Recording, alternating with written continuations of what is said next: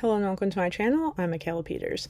Yeah, it's continuing to become even more and more of a chaotic disarray in my background. We've got a laundry basket hanging out. I need to bring that downstairs. But I have some really great news, which is that it's good and bad news. I was planning to drive down to my grandmother's house on Monday because I have off of work because we have a federal holiday in the US. And I am starting to get very worried and paranoid about my grandfather potentially passing away, which feels really awkward to announce, but the way it's making me feel is like how I felt the last time I went to Finland before Harley died, which was my brother's dog, and then Diesel's my dog, whatever. Now they're both dead. It sucks, but it was like, I was like, please just stay alive a little bit longer, but I just don't know if that's going to happen. And so anyway, I'm trying to get down there before I start moving. But we have some good news, which is that the property is officially going into my possession on Tuesday, after I wrote a somewhat threatening email. Threatening is an exaggeration, but I was like, hey, I'm getting to a point where I really need to be out of the house by this particular date. And if that doesn't happen, like if this is not going to go through, I'm going to need to start pursuing alternative arrangements. And because everybody has already done so much work and is so involved in this, because you have to keep in mind that the people involved are getting paid like literally thousands of dollars to do this. I'm paying them like more than my entire life savings to acquire this property. So yeah, there's that. Okay, so what am I trying to get at? I'm getting a phone call. Okay, yeah, it was more mortgage stuff because it's like, go get this cashier's check and then bring it to us on Tuesday when you're closing. So thank God. That's all I have to say about that, because I was getting ready to I don't even know, do what with myself at that point if this was not going to work out. All right. So anyway, I wanted to kind of cover more in this video about responding to feedback, because I thought that was a really good comment. I woke up and I read it this morning about just a word of advice, your thumbnails could use some work. And it's like, no, I already know that. But I thought that was good feedback. So it's funny because there was something in there that wrote I was very sensitive to feedback, as an autistic person. And, I think that there's a level of sensitivity to criticism that I'm also experiencing from being neurodivergent and all of that stuff. So I understand that. And, this makes me think of I'm going to share a story, and, I hope my aunt doesn't, get upset that I'm sharing this story, but I think that it's pretty relevant here. So, I mentioned in this other video, a lot of my family's self-employed, which, I didn't really think about, labeling them as self-employed, getting into labeling. No, but, I'm just oh, this one washes windows, and this one does whatever freelance work, and then this one does some other freelance work, whatever. And then, yeah, so where am I going with this? With that, my aunt's been really into inventing, and she was actually on Shark Tank and stuff, and not on Shark Tank, but trying out for it. And I never knew this, but it was she made it to the second round, but because of some factors beyond her control, so I couldn't go through with it. And I was like, wow, that literally made me sad for her. But anyway, she's had some inventions over the years, and she's tried to hit it big with a bunch of them. And, I feel like it could probably work if, I was probably more of a marketing thing, which is what I'm going to kind of talk about a little bit here. But also this response to feedback thing is very important. So I also started thinking about, I did this thing through Rutgers called iCore, which is they get a bunch of professionals together who have these side entrepreneurship gigs. Because what I'm trying to get at is this is a theme I've seen. And I totally agree with this comment that part of being more successful with more entrepreneurial endeavors means you really have to display a lot of humility and accept and listen to feedback. Because think about it, you are not the paying customer. You are not the one who's generating the income from yourself. So you really need to respond to this feedback. Oh yeah, I got my nails done. Yes. This is probably the last time I'm going to get my nails done, because I think once I start having a mortgage, I'm going to not afford that.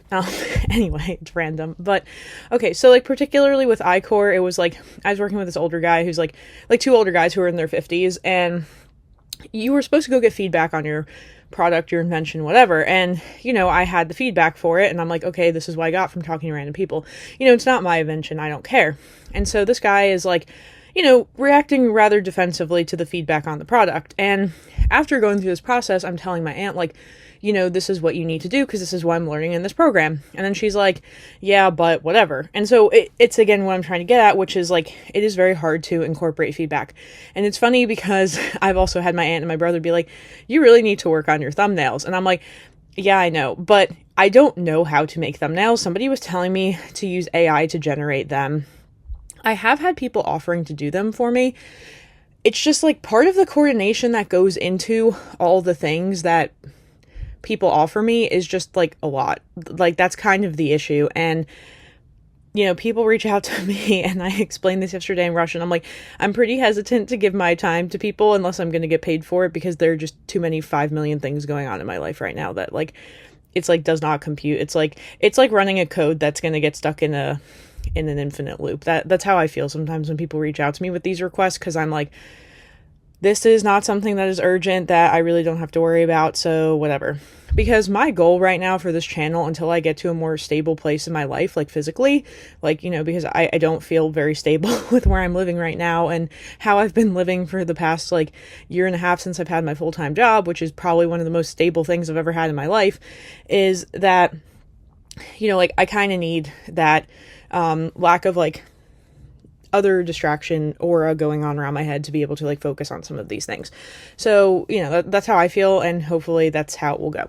Now, what am I getting at with this? So one person was telling me I could use AI to generate thumbnails. The issue I had with that is that the AI tool that I have access to for free, which is Microsoft Copilot, doesn't really like accept videos of people for some reason. I forget like what it was, some like copyright thing. And I'm like, okay. And then I've had one person reach out to me. The other thing that gets very complicated, obviously most of my audience is Russian, and I can't really like pay a Russian person easily to do something for me. And so this gets to be another thing, which is, outsourcing, which is like what a lot of the actual successful YouTubers do, is they have a whole team behind them who is editing their videos and like doing a lot of the other clerical stuff. And, I'm a one-man show at this point. Like I don't have anybody working with me, for me, below me, under me, whatever.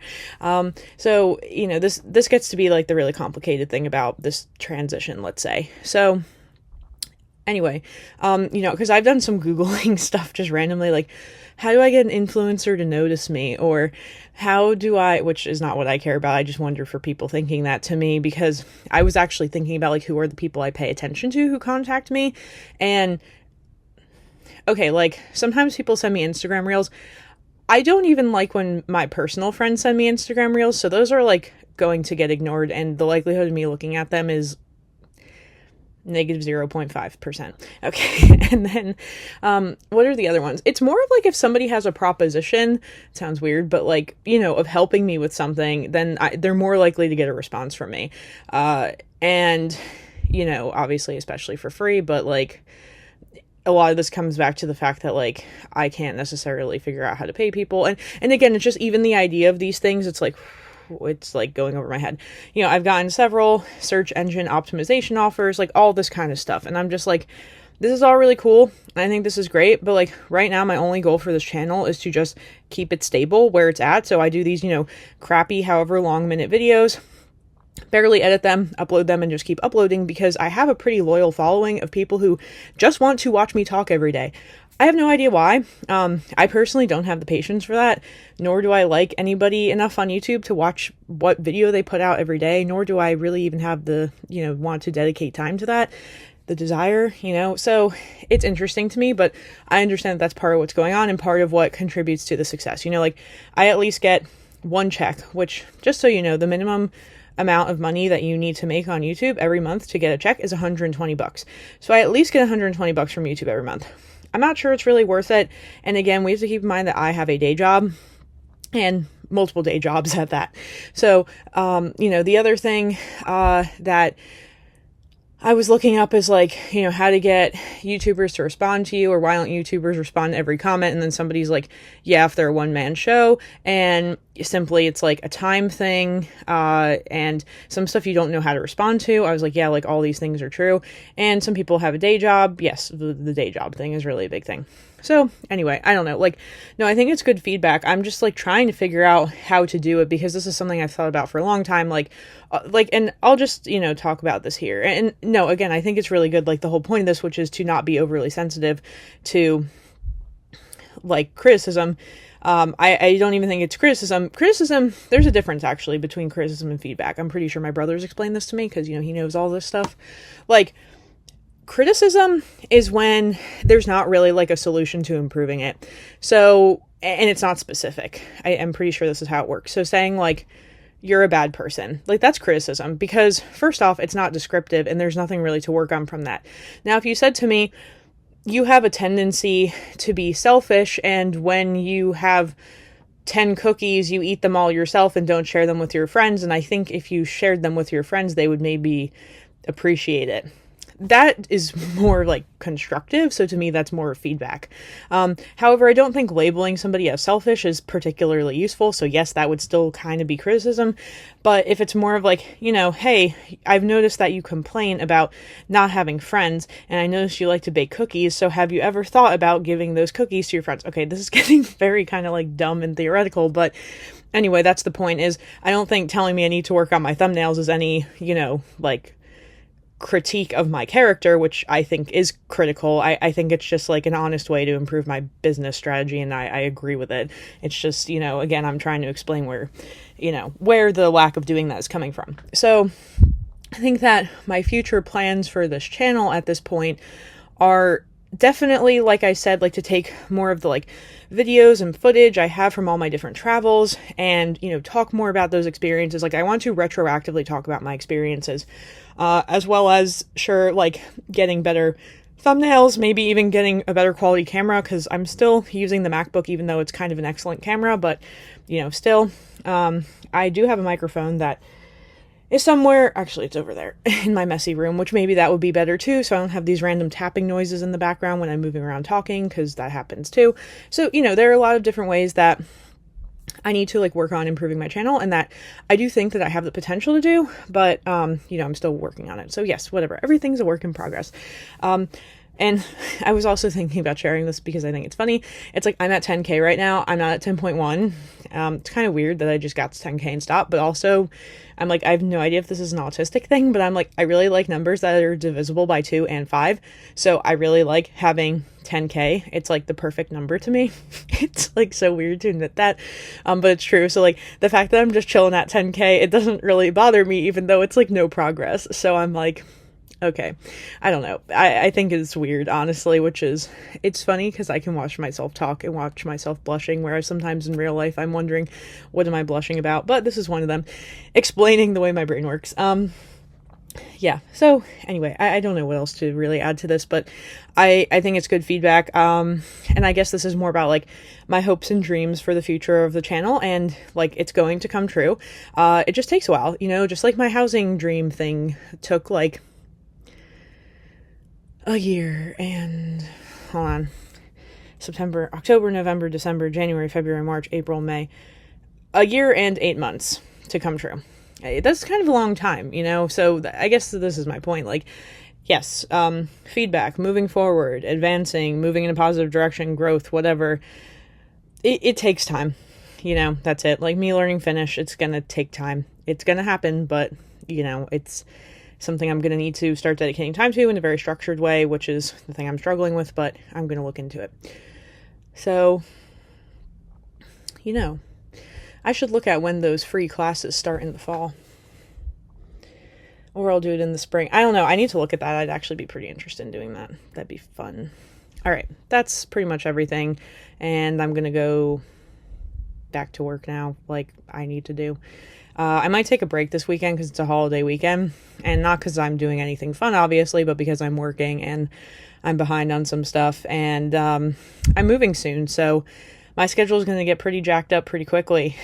So we'll see what happens with this. All right. Well, until next time. Bye.